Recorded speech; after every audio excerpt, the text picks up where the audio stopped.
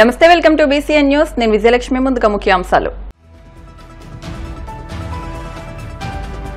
మే 27 నుంచి 29 వరకు కడపలో పండుగ వాతావరణంలో టీడీపీ మహానాడు ఏర్పాట్లపై మంత్రి నారా లోకేష్ సమీక్ష. కూటమి పాలనలో రాష్ట్రానికి రాహుకాలం, పేదల చదువులకు చంద్రగ్రహణం పట్టింది. విమర్శలు గుప్పించిన వైసీపీ ఎమ్మెల్సీ చంద్రశేఖర్ రెడ్డి.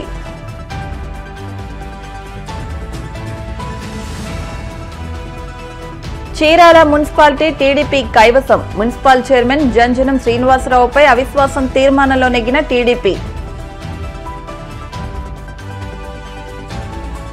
వాడపల్లి వెంకన్న ఆలయంలో ప్రత్యేక పూజలు, మంగళ వాయిద్యాల నడుమ శ్రీ స్వామి అమ్మవార్లకు మేల్కొలుపు సేవ, ఈశ్వరి లక్ష్మీ హోమం. తెలుగుదేశం పార్టీ మహానాడుకు ఏర్పాట్లు ముమ్మరంగా కొనసాగుతున్నాయి. మహానాడును మే 27 నుంచి 29 వరకు కడపలో పండుగ వాతావరణంలో నిర్వహించనున్నట్లు మంత్రి నారా లోకేష్ తెలిపారు. మహానాడు ఏర్పాట్లపై పొలిట్ బ్యూరో సమావేశానికి ముందు ఆయన మంగళగిరిలోని పార్టీ జాతీయ కార్యాలయంలో మహానాడు కమిటీల కన్వీనర్లు, కో కన్వీనర్లతో సమావేశమయ్యారు. మహానాడు ఏర్పాట్ల గురించి నేతలతో సుదీర్ఘంగా చర్చించారు. ఈ సందర్భంగా పలువురు మంత్రులు, సీనియర్ నేతలకు బాధ్యతలు అప్పగించారు.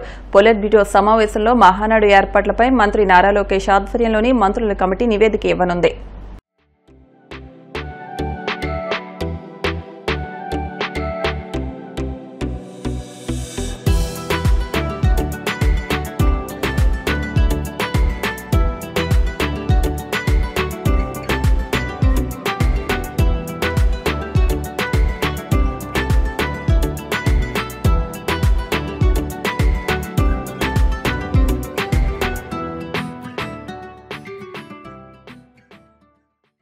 కూటమి పాలనలో రాష్ట్రానికి రాహుకాలం వచ్చిందని, పేదల చదువులకు చంద్రగ్రహణం పట్టిందని వైసీపీ ఎమ్మెల్సీ చంద్రశేఖర్ రెడ్డి విమర్శించారు. తాడేపల్లిలోని వైసీపీ కేంద్ర కార్యాలయంలో ఆయన మీడియాతో మాట్లాడుతూ కూటమి పాలనలో విద్యారంగాన్ని విధ్వంసం చేశారని, వైఎస్ జగన్ తెచ్చిన విప్లవాత్మక మార్పులను సర్వనాశనం చేశారని ధ్వజమెత్తారు. Pre high school, satellite schools వంటి రీఫార్మ్స్ తీసుకొచ్చి 25,000 మంది టీచర్లకు జగన్ పదోన్నతులు కల్పించారన్నారు. జీవో 117తో జగన్ తెచ్చిన మార్పులు ఎప్పటికీ గుర్తుండిపోతాయని, చంద్రబాబు తెచ్చిన 9 రకాల వ్యవస్థల వల్ల విద్యారంగం నాశనమైందన్నారు. జగన్ మీద ఉన్న కోపాన్ని స్కూళ్ల మీద చూపిస్తూ వాటిని నాశనం చేస్తున్నారని మండిపడ్డారు.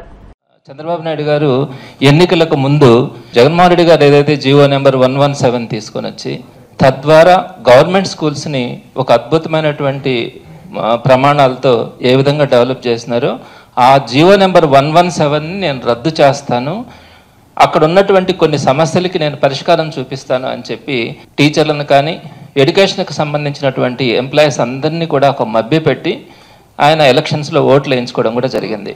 నిన్నటి రోజున జీవో నెంబర్ 19, 20, 21, 117కి ప్యారలల్గా ఈ 3 జీవోల్ని కూడా తీసుకొని వచ్చి ఈ జీవోల్ని కనుక చూస్తే ఈరోజు టీచర్ల గుండె పగిలిపోతూ ఉంది. ఏం జరుగుతూ ఉంది? ఎడ్యుకేషన్ సిస్టమ్ని ఏం చేయాలనుకుంటా ఉన్నారు? ఇక్కడ ఉన్నటువంటి మంత్రులు కానీ అదేవిధంగా ఏఎస్ ఆఫీసర్స్ కానీ వీరందరూ కూడా ఎడ్యుకేషన్ డిపార్ట్మెంట్కి సంబంధించిన ప్రతి ఒక్కరు కూడా గవర్నమెంట్ ఎడ్యుకేషన్ సిస్టమ్ని ఏ విధంగా తీసుకెళ్లాలనుకుంటున్నారని ఈరోజు ప్రతి టీచర్ కూడా వేదన చెందుతూ ఉన్నారు. అందుకే ఈరోజు టీచర్లు అందరూ కూడా చెప్తున్న మాట ఒకటే మాట చెప్తా ఉన్నారు. జగన్మోహన్ రెడ్డి గారు విద్యా విప్లవం తీసుకొని వస్తే చంద్రబాబు నాయుడు గారు విధ్వంసం చేస్తూ ఉన్నారు. విద్యా విధ్వంసం. ఈరోజు విద్యా వ్యవస్థకు పట్టినటువంటి చంద్రగ్రహణమే ఈ టీడీపీ కూటమి ప్రభుత్వం అని చెప్పి ఈరోజు ప్రతి ఒక్క టీచర్ కూడా వేదన పడుతూ ఉన్నారు. ఇది ఈ సీజన్ అంతా కూడా ఈ 5 సంవత్సరాలు ఒక రాహుకాలం లాంటిది అని ఈరోజు ప్రతి టీచర్ కూడా వేదన పడే పరిస్థితి కనపడుతుంది. నేను ఇంత పెద్ద మాటలు చెప్పినాను, ఎక్కడ విధ్వంసం అన్నాను, అదేవిధంగా చంద్రగ్రహణం అన్నాను, రాహుకాలం అన్నాను, ఇంత పెద్ద మాటలు నేను మాట్లాడుతూ ఉన్నానంటే ప్రతి మాటకి కూడా ఒక అర్థం ఉంది. అసలు జీవో నెంబర్ 117ని జగన్మోహన్ రెడ్డి గారు తీసుకుని వచ్చినారు. ఏదైతే అంగన్వాడీ పాఠశాలలు ఉన్నాయో వాటన్నింటినీ కూడా ఎల్కేజీ, యూకేజీలతో శాటిలైట్ స్కూల్స్గా వాటన్నింటినీ కూడా డెవలప్ చేయాలా అనుకున్నారు. జీవో నెంబర్ 117 ప్రైమరీ స్కూల్స్లో ఉండేటువంటి పిల్లలకి 3వ తరగతి నుంచే సబ్జెక్ట్ టీచర్తో చెప్పించాలి. వారందరినీ కూడా ఏదైతే కార్పొరేట్ స్కూల్స్కి మిన్నగా గవర్నమెంట్ స్కూల్స్లో ఉన్నటువంటి పిల్లలకి 3rd క్లాస్ నుంచే ఫౌండేషన్ వేయాలా, సబ్జెక్ట్ టీచర్లతో చెప్పించాలా అని జగన్మోహన్ రెడ్డి గారు ఆశపడ్డారు. అప్పర్ ప్రైమరీ స్కూల్స్ని కూడా 7th వరకు ఉన్నటువంటి అప్పర్ ప్రైమరీ స్కూల్స్ని 8th వరకు ఎక్స్టెండ్ చేసి వాటన్నింటినీ ప్రీ హై స్కూల్స్గా అప్గ్రేడ్ చేస్తున్నారు. ఈ గ్రామీణ విద్యార్థులకు కానీ ప్రధానంగా ఆడపిల్లలకు కానీ 10th వరకు చదివి డ్రాప్ అవుట్స్ కాకుండా ఇంటర్మీడియట్ కూడా వాళ్ళందరూ కూడా దగ్గరలో ఉన్నటువంటి హై స్కూల్స్లోనే అందుబాటులో ఉన్నటువంటి హై స్కూల్స్లో వాళ్ళకి ఇంటర్మీడియట్ చదువు చెప్పించాలని హై స్కూల్ ప్లస్ తీసుకొని వచ్చి అందరికీ కూడా గ్రామీణ విద్యార్థులందరికీ కూడా ఆ హై స్కూల్ ప్లస్ల్లో ఇంటర్మీడియట్ని అందించి వారందరికీ కూడా అందుబాటులోకి తీసుకురావడానికి హై స్కూల్ ప్లస్ వ్యవస్థను తీసుకొని వచ్చినారు. ఈ మార్పులు తీసుకురావడం ఎక్కడైనా కూడా ఎవరైనా తప్పు అంటారా?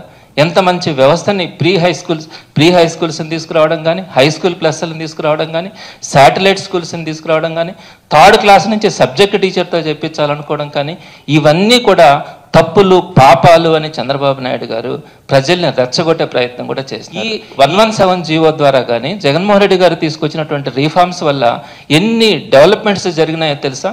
సుమారుగా 8,000 మంది పీజీటీలందరికీ కూడా స్కూల్ అసిస్టెంట్స్గా ప్రమోషన్స్ వచ్చినాయి. అంత భారీ స్థాయిలో ప్రమోషన్స్ అనేది ఎప్పుడు కూడా రాలా. ఏ విధంగానైనా కూడా మొత్తం మీద ఒక ప్రమోషన్స్ అన్నవి 25,000 టీచర్స్కి ప్రమోషన్స్ ఏదో ఒక విధంగా ఎంఈఓలుగా కానీ, హెచ్ఎంలుగా కానీ, స్కూల్ అసిస్టెంట్లుగా కానీ 25,000 మెంబర్స్ టీచర్స్కి ప్రమోషన్స్ వచ్చినాయి. 10,254 మంది లాంగ్వేజ్ పండిట్స్ అందరికీ కూడా స్కూల్ అసిస్టెంట్స్గా ప్రమోషన్స్ ఇచ్చినారు. 2,659 మంది పీఈటీలకి స్కూల్ అసిస్టెంట్స్గా ప్రమోషన్స్ ఇచ్చినారు. అలానే 673 MEO2 పోస్టులని క్రియేట్ చేసి వారందరికీ కూడా అవకాశాలు ఇచ్చినారు. ఇంత రీఫార్మ్స్, ఇంత ప్రమోషన్స్ కానీ ఇవన్నీ కూడా జన్మలో ఎవరు కూడా జరగలే. జగన్మోహన్ రెడ్డి గారు జీవో నెంబర్ 117తో పాటు ఈ ఎడ్యుకేషన్ రీఫార్మ్స్ తీసుకొని వచ్చి ఒక అద్భుతాన్ని సృష్టిస్తే ఈరోజు జీవో నెంబర్ 19, 20, 21తో రాబోయే రోజుల్లో గవర్నమెంట్ స్కూల్ ఉంటుంది అన్న అనుమానం కూడా కలిగే పరిస్థితి ఈరోజు మనకు కనపడతా ఉంది. ఇన్ని మార్పులు చేసిన తర్వాత మీరు ప్రైవేట్కి వెళ్ళిపోయినారు పిల్లలు అని చెప్పడానికి మీ నోరు ఎలా వచ్చింది? ఏ విధంగా మాట్లాడుతూ ఉన్నారు? ఈరోజు మీరు గవర్నమెంట్ స్కూల్స్ కనుక వెళ్తే గతంలో మీ ప్రభుత్వంలో ఏ విధంగా ఉన్నాయి, ఎప్పుడు పెచ్చులు కింద పడతాయో తెలియదు. కింద ఉన్నటువంటి ఫ్లోరింగ్ పెచ్చులు లేక ఇసుక పైకి వచ్చి పిల్లలు ఆ ఇసుకతో ఆడుకునే పరిస్థితుల్లో ఈరోజు చాలా చక్కగా పిల్లలు కనపడతా ఉన్నారు. ఇవన్నీ కనిపించట్లేదా? వీటి వల్ల ఇంత రీఫార్మ్స్ తెచ్చిన దానివల్ల ప్రైవేట్ స్కూల్స్లోకి వెళ్ళిపోయినారు. మేము ఈ విధంగా వెళ్ళిపోవడానికి కారణం ఆ జీవో నెంబర్ 117. ఆ జీవో నెంబర్ 117 రద్దు చేస్తున్నామని చెప్పి మీరు తీసుకొచ్చినటువంటి ఈ 9 బడుల వ్యవస్థ ఈ రోజు విధ్వంసాన్ని సృష్టించబోతా ఉంది. ఫౌండేషన్ స్కూల్స్లో ఉన్నటువంటి 5,000 స్కూల్స్ కూడా అన్ని నాశనం కాబోతా ఉన్నాయి. Basic primary schools 20,000 basic primary schools అన్ని కూడా పాడు కాబోతా ఉన్నాయి. అప్పర్ ప్రైమరీ స్కూల్స్లో మీరు 10 మందికి ఒకే స్కూల్ టీచర్ని పెట్టినందువల్ల ఆ అప్పర్ ప్రైమరీ స్కూల్స్ నాశనం కాబోతా ఉన్నాయి. కనీసం ఈ రోజు కూడా మీరు పీజీటీలుగా నియమించిన దానివల్ల హై స్కూల్ ప్లస్ వ్యవస్థ కూడా నాశనం కాబోతా ఉంది. ఈ విధంగా ప్రతి వ్యవస్థలో కూడా మీరు ఈ కొత్త జీవోలు తీసుకొచ్చిన దానివల్ల తీవ్రమైనటువంటి నష్టం రాబోతా ఉంది. బాపట్ల జిల్లా చీరాల మున్సిపల్ చైర్మన్ జంజనం శ్రీనివాసరావుపై అవిశ్వాసం తీర్మానంలో టీడీపీ నెగ్గింది. ఈ నేపథ్యంలో తన పదవికి రాజీనామా చేస్తున్నట్లు ఆయన ప్రకటించారు. వైసీపీ నేతలు రంగంలోకి దిగి క్యాంపు రాజకీయానికి తెరలేపినా ప్రయోజనం దక్కలేదు. ఎమ్మెల్యే కొండయ్య కీలక సమయంలో వ్యూహాత్మకంగా వ్యవహరించారు. ఎంపీ కృష్ణప్రసాద్, ఎమ్మెల్యే కొండయ్య ఓట్లతో పాటు ఆమంచి వర్గం 5 కౌన్సిలర్లతో కలుపుకుని 26 ఓట్లతో అవిశ్వాసంలో నెగ్గారు. అలాగే వైస్ చైర్మన్ బొనిగల జైసన్ బాబుకు 27 మంది కౌన్సిలర్లు అవిశ్వాసం తెలిపారు. ఈ క్రమంలో ప్రిసైడింగ్ అధికారి ఆర్డీఓ చంద్రశేఖర్ నాయుడు టీడీపీ శిబిరం విజయం దక్కించుకున్నట్టు ప్రకటించారు. అనంతరం మున్సిపల్ కార్యాలయం సమీపంలో పెద్ద ఎత్తున బాణాసంచా కాల్చి టీడీపీ నాయకులు, కార్యకర్తలు సంబరాలు చేసుకున్నారు. శ్రీనివాసరావు చీరాల పురపాలక సంఘ చైర్పర్సన్ గా గత 50 మాసాలుగా కొనసాగుతున్నాను. రాజ్యాంగ ప్రకారంగా జరిగే ప్రక్రియలో మా పైన వైస్ చైర్మన్ మీద అవిశ్వాస తీర్మానాన్ని 10:30 జిల్లా కలెక్టర్ గారు ఆదేశించి ఉన్నారు.